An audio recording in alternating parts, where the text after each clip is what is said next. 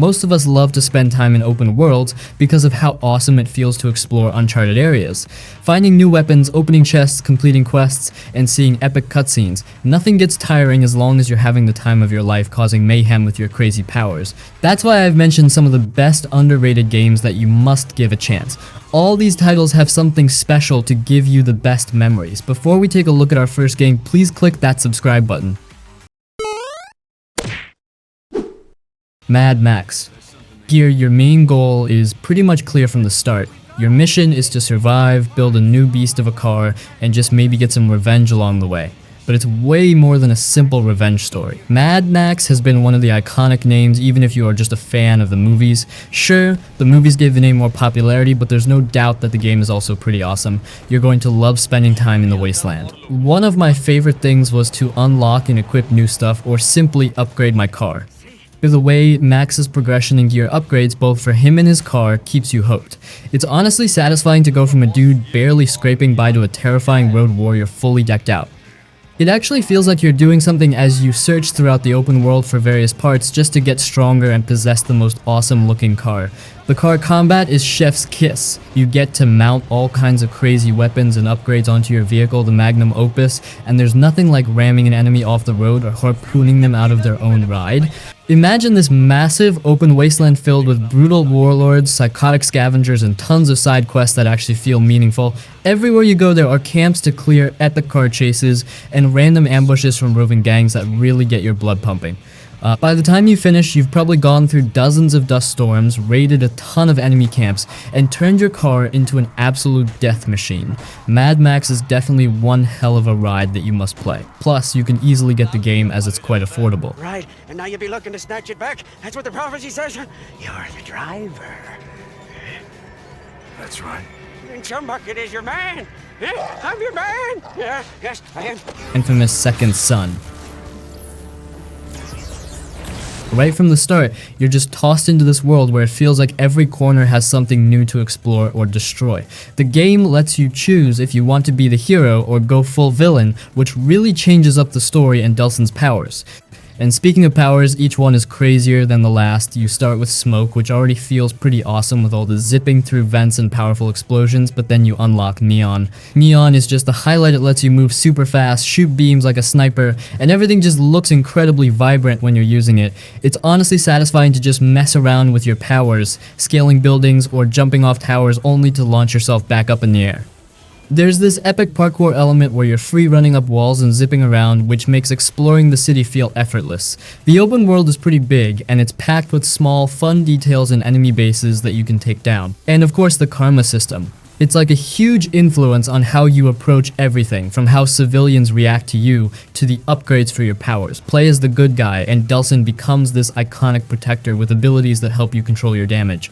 Play as a bad guy, and you get access to all these over-the-top, explosive powers that let you unleash absolute chaos. It's one of those games where you can have a completely different experience on a second playthrough depending on the path you choose. Plus, the graphics still hold up really well today, so it's worth diving back into if you want a game that feels like you're part superhero, part rebel, and all chaos. Also, make sure to own a PS4 before you plan on playing this game.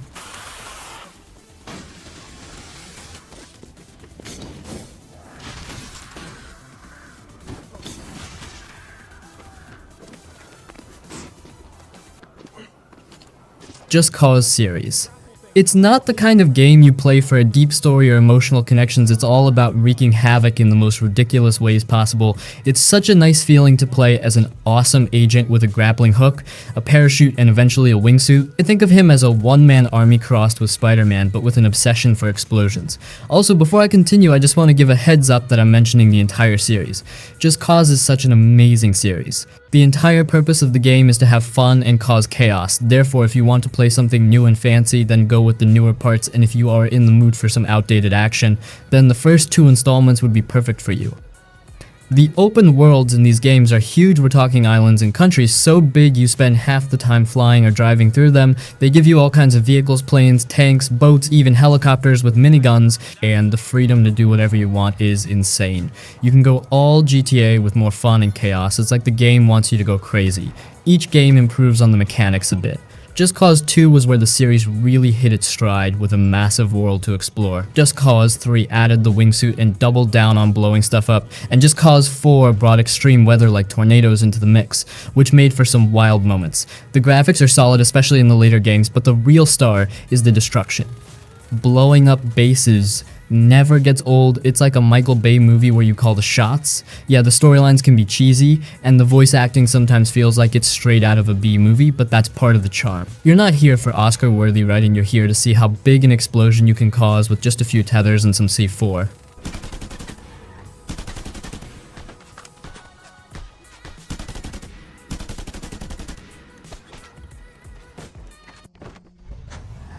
Days Gone. This is one of those games that might not have been on everyone's radar, but man, once you start playing, it hooks you. The initial hours feel like a drag, but the game really shines when you finally reach your first base camp. That's when you are smacked with all this crazy stuff and get to know about the world. There are many different camps, bike upgrades, different kinds of zombies, nests, artifacts, and just some cool exploring. It's a mix of survival action and a deep emotional story that will definitely keep you on your toes. If we talk about the open world, then it's absolutely beautiful, especially when you cruise through forests and mountains on your bike. Speaking of the bike, it's basically an extension of you, customizable, upgradable, and something you really get attached to. I found myself repairing it or topping off fuel every chance I got, not just for survival, but because, well, it's my bike. As a guy, what more do you want? As someone who has finished this game twice, I can confidently say that the bike is one of the top 3 features of this game. I just love how awesome everything feels and how the developers introduced the concept of riding a bike through a zombie-infested world. Aside from the bike, my second favorite thing is the storyline. It's a slow burn, but that's not a bad thing. It builds up the characters and relationships in a way that makes you care about Deacon and the people around him. You do a lot of jobs and get to know other survivors, spend time with your brother, find your wife, tail a scientist, sneak into base camps, and remember the good old moments with your wife. To be honest, Days Gone is not just a basic zombie open world, it's something way more than that, something that feels full-fledged with all sorts of elements.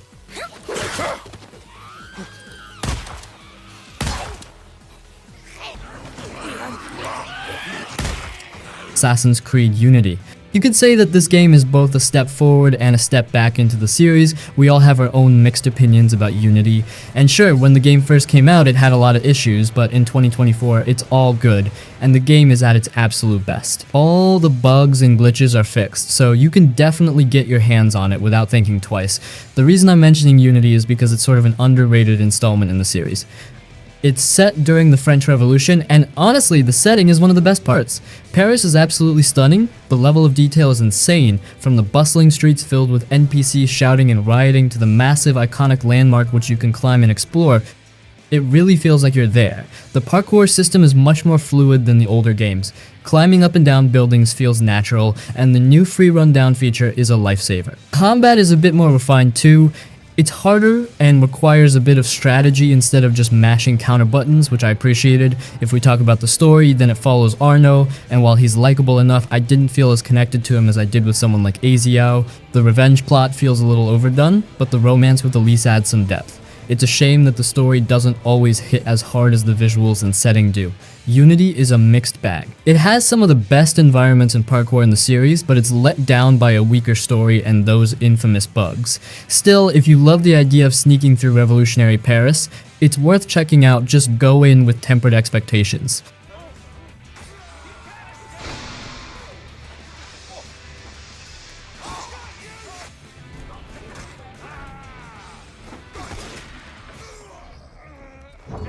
Sunset Overdrive.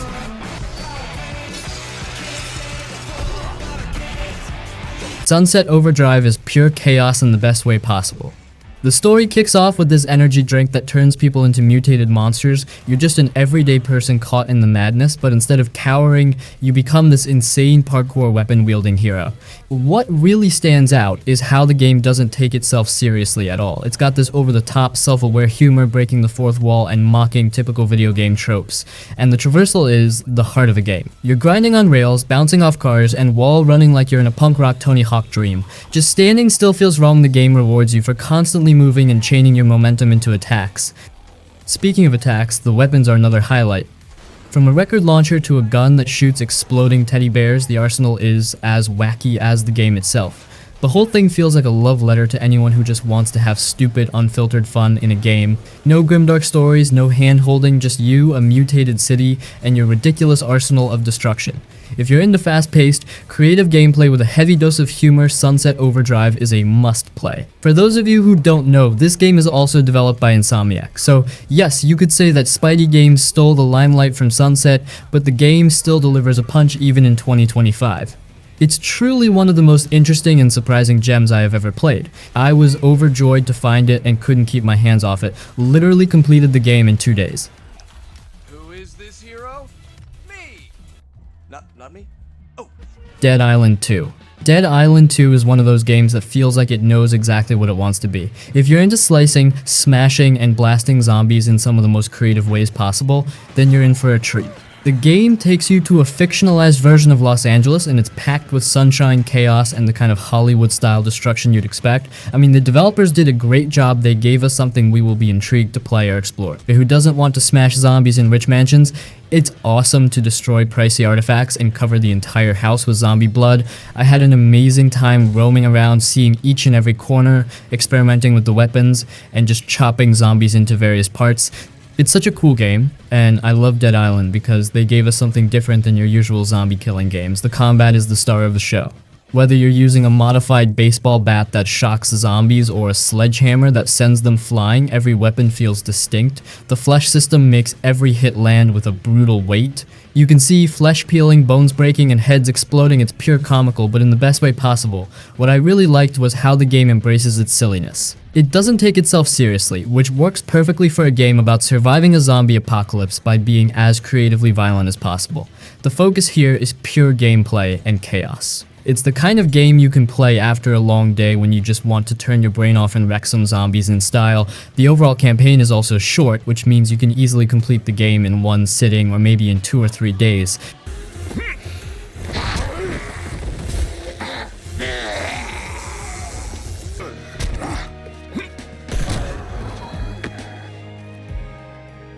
Dragon's Dogma. Is yours, arisen, for the price of a single life. It's not just a game you play, it's an experience that sticks with you. From the moment a dragon rips your heart out to the countless hours of adventuring through Grandseas, it's a wild ride. The world of Grandseas isn't the biggest, but it's packed with detail. The day-night cycle changes everything. At night, the game cranks up the difficulty with pitch black darkness and tougher monsters. It's the kind of world where you feel like you're truly surviving, not just going through the motions. And then there's Bitter Black Isle. If you think you're good at the game, this post-game dungeon will humble you. It's brutal and full of some of the toughest enemies in the game. Conquering it feels like a badge of honor. Dragon's Dogma isn't just about epic battles or exploring, it's about the freedom to create your own adventure. It's a game that encourages you to experiment, adapt, and just lose yourself in its world. It's one of those rare gems where the imperfections only make it more interesting. Honestly, the only thing you guys need to worry about before you start playing this game is making sure that you are a fan of RPG games such as The Witcher. You will be surprised how awesome the game really is and how much content is packed into it. The exploration will always be rewarding. You will never get tired of finding new weapons, monsters, and outfits. This is one of those games that I absolutely loved and awakened my love for RPGs again. I played this game after finishing all the major role-playing titles, and I will tell you that it was one of my best decisions. Also, make sure to add a mod file to update the graphics or textures. You will surely thank me. The vanilla version is great, but the game really shines after adding that small 100 KB graphics file.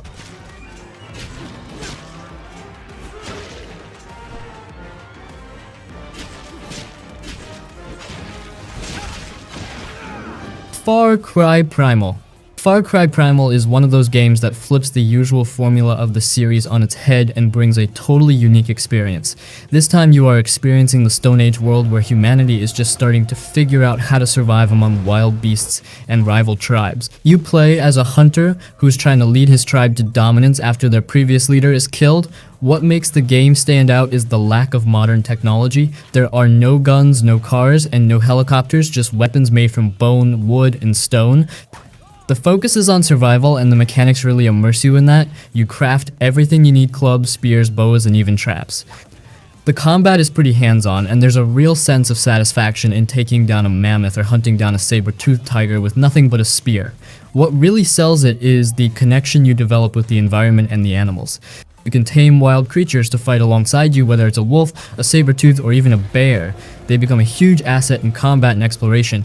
It's also kind of humbling to see how primal instincts play into everything fighting, hunting, and even the way you interact with the world. One of the biggest challenges is the lack of a map or fast travel system in the traditional sense, which means you're navigating mostly by landmarks or the stars. It's a slow burn when it comes to progression, but that's what makes it rewarding. The more you play, the more you build your tribe, craft better gear, and tame bigger, stronger animals. Far Cry Primal takes you to a time before all the chaos of modern life, and it does a great job of making you feel like you're really living in a savage, untamed world. It's not for everyone, especially if you're looking for the high-octane action of other Far Cry games, but if you're into survival and a more grounded approach to open-world gameplay, this game is definitely a solid choice.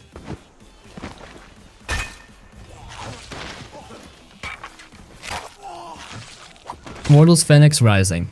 You know how some games just click because they're not trying too hard, but they still manage to surprise you. That's Immortals Fenyx Rising. At first look, you might think, okay, it's a mix of Breath of the Wild vibes and Greek mythology. And yeah, it does borrow from those inspirations, but it's got its own charm that sneaks up on you. The humor is something that stands out. Zeus and Prometheus narrating your story with sarcastic banter adds a refreshing tone. They poke fun at myths and even at you, the player, without taking themselves too seriously. It's not the kind of humor that's overdone or cringy, it's genuinely lighthearted and fun. Speaking of fun, gameplay-wise, it's super satisfying. The combat system feels fluid with a mix of sword slashes, axe smashes, and godlike powers that make you feel like a super awesome player. There are also puzzles and dungeons, and honestly, some puzzles are really clever and hard to solve, but some are pretty easy. In short, the game perfectly balances interest and challenge. The dungeons are pretty good too. You will be surprised and hooked to find where to go next and to stumble upon enemies or items. It's like the game provides an in-game. You'll stumble upon random challenges, hidden secrets, and creatures that'll try to kill you out of nowhere. The traversal is addictively smooth too. Gliding with wings, climbing cliffs, and taming mounts make exploring a joy. If you're someone who loves mythological settings, epic powers, and doesn't mind a game that embraces its silliness, Immortals Fenyx Rising is worth it. It's like comfort food in game form fun, adventurous, and doesn't overcomplicate things.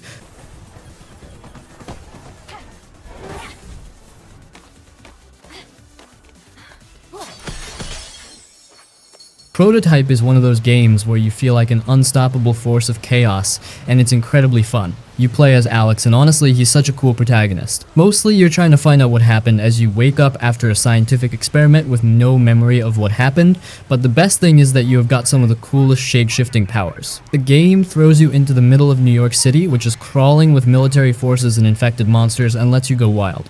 What I love the most is how overpowered you feel. Alex can transform his body into weapons, claws, blades, and hammers and just annihilate everything in his path. You can run up skyscrapers, glide through the air, throw cars at helicopters, and basically treat the entire city like your personal playground.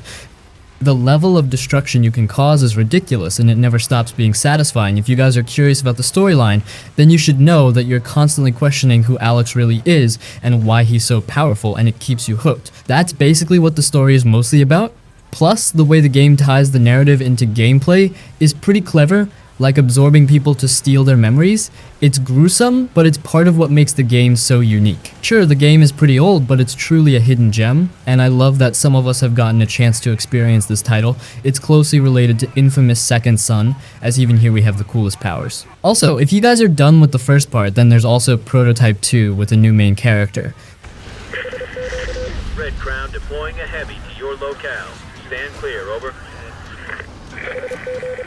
Strike packages go. Repeat. Sleeping Dogs is a game that hit me out of nowhere. It's like GTA meets Kung Fu movies, but with its own stylish twist. Let me tell you, the story had me hooked from the start. It's intense, filled with betrayal, loyalty, and those moments where you're questioning if the main character is still on the good side or losing himself in the criminal world. What stood out to me most was the combat. The hand-to-hand fighting is just chef's kiss. It's fluid, brutal, and cinematic, throwing punches, counters, and crazy environmental takedowns made every fight feel satisfying. The fact that you can slam a dude's head into an air conditioner or dropkick someone into a fish tank, absolute gold. Also, the RPG-like progression system was a nice touch. Leveling up your cop and triad skills to unlock new moves or perks adds depth to the gameplay. It keeps you experimenting with the missions and random encounters. The game really captures the chaotic energy of a bustling Hong Kong city. The neon lights, crowded markets, and side missions like cockfighting or karaoke. Everything is pretty immersive and you will never feel like putting the controller down. Never a second feels like a waste in this game.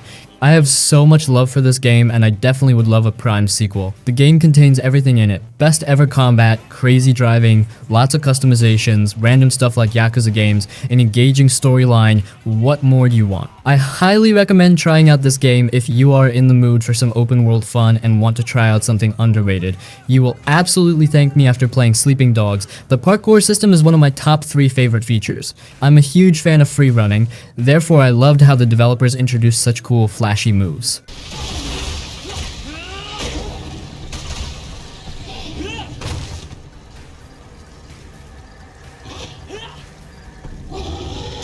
Before I reveal my final pick, here are some more awesome underrated open world games that you must play. Yakuza.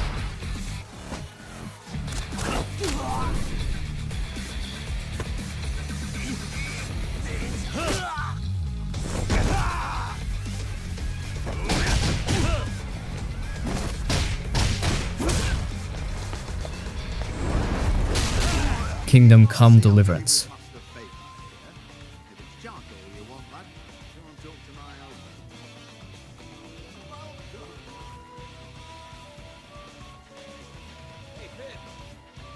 Have you recovered from yesterday's great wound? That was nothing. Except Mother noticed and had a word or two to say about it. Death Stranding. No.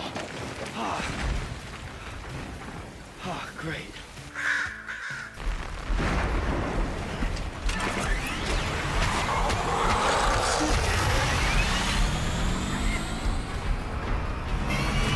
Bully. It's like Rockstar took the magic formula of their open world games and dropped it into a school setting. You take control of Jimmy, a high school student, and someone who's got a knack for getting into trouble.